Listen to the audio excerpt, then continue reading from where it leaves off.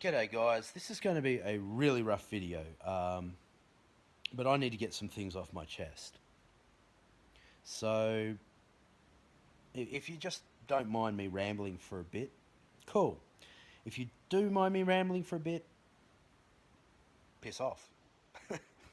So, Australia is finally starting to come of age. We're finally coming of age, guys. This is fantastic, but it's not fantastic at the same time. What am I talking about? I'm talking about this cultural war that's started. It really started about a year and a half ago, in 2015, with the first rumblings of Australia Day and bullying practices in Victorian schools, etc., etc. That's really where we first got the inklings of this ideological battle that is now really ready and primed to start. Um, Between the traditionalist conservatives, so for example, someone like a Tony Abbott, versus your progressive cultural Marxists, someone say like Clementine Ford. Now, I don't really have time for either one of these people.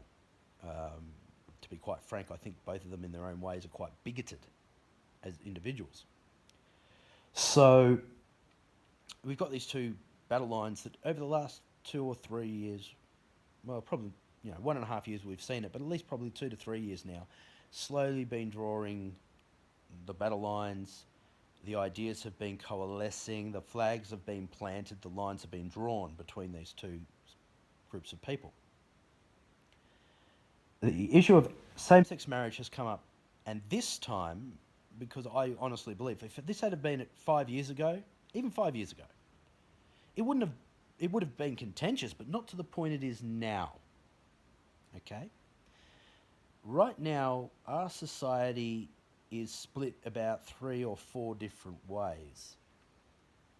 So, you've got the traditional conservatives, and I call them differently to a moderate conservative, because a moderate conservative with a good argument can be swayed. Their position can be swayed. A traditionalist, no, they want 1950s back and they want it now. And that's what they want. Um, and they're a minority, but they're very, very hardlined minority. They want 1950s and they want it now.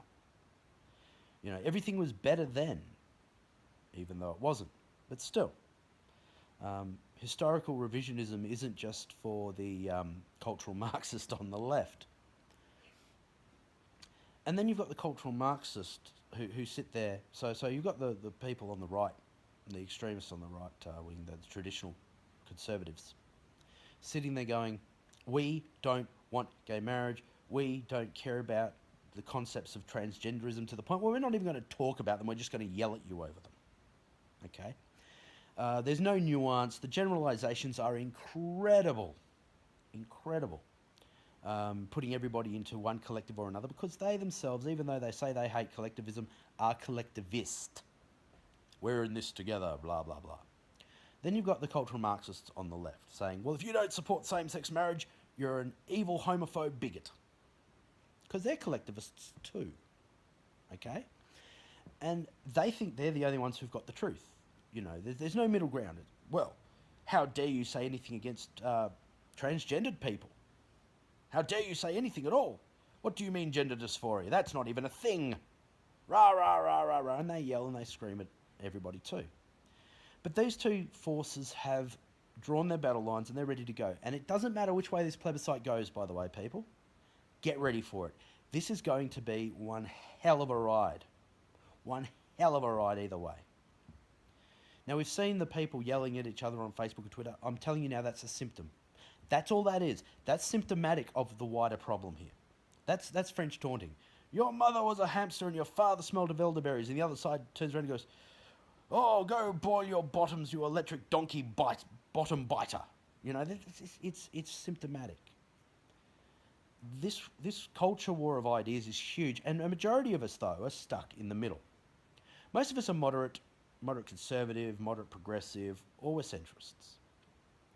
And let's face it, we just want to get on with our effing lives, and we're not interested in what these two extremes have to say. But now we've got no choice. Okay, so how do we fight this? Well, stay your ground. Stay your damn ground. There's more of us than there is of them. And what we should be trying to do is find some middle ground between the two and say, no, no, no. Oh, Mr. Traditional Conservative, you're wrong. But there is a couple of merits to some of your ideas.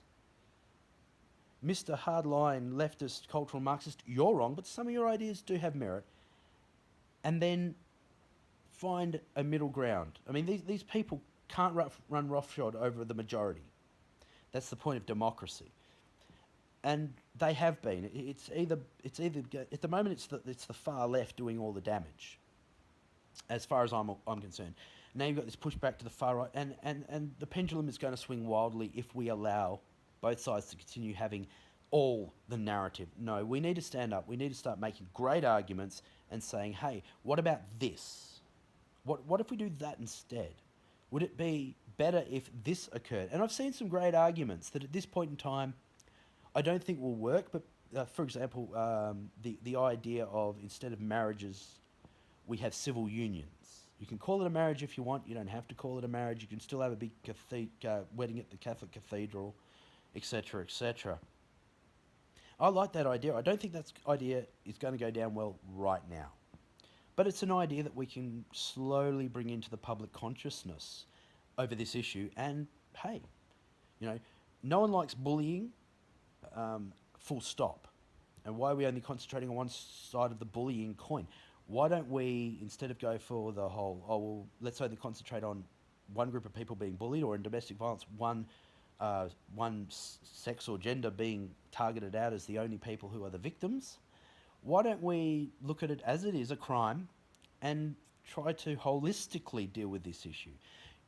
Let's stay in the middle ground, those of us who are more moderate. Let's do that. These other people, man, their battle lines are drawn, they're ready to go. And they're going to go. We need to stand in the middle and plant our flag in the middle and say, no, no. What about this? What if we do it that way? And actually give these people, try to get these people to a more moderate ground, saying, okay, your way is not going to work, and their way is not going to work on this issue, but what if we meet in the middle somewhere? Okay? We're going to have to be arbiters, whether we like it or not. And I'd like to apologise to the people who think that it's terrible me chewing like I've got cud. I'm still addicted to nicotine, and at least it's not a cigarette hanging out of my mouth. Don't be so quick to judge. So that's what we need to do as moderates. We need to sit in the middle. They can have their little civil war of ideas, and they can even throw rocks and bloody bombs at each other. That's fine. But we need to say, no, we need to fight this properly. We need to do the John Stuart Mill. We need to sit in the middle ground and go, what's ultimately the best for everybody so everybody has a win out of this situation? Okay? That's what we need to do. If you're a moderate, stop listening so much to the... I keep going on about this, but this is so true. Stop listening so much to the mainstream media, or if you listen to them, go and do your own research about what they're talking about. Find both sides, because you're not going to get both sides of a story out of the media these days. They're partisan one way or another. Try and find the middle damn ground.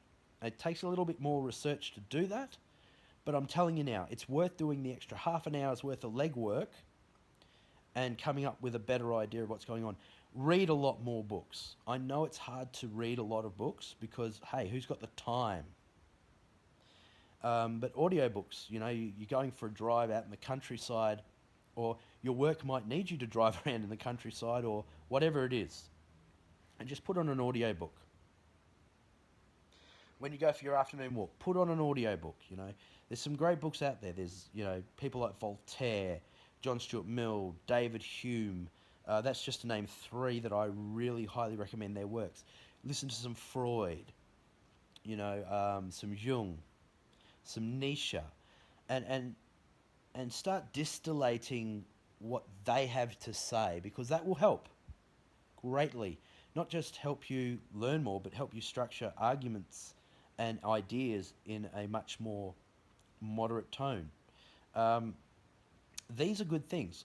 Get some history books as well, and learn a little bit more about what happened with historic events from as many different sides as you can.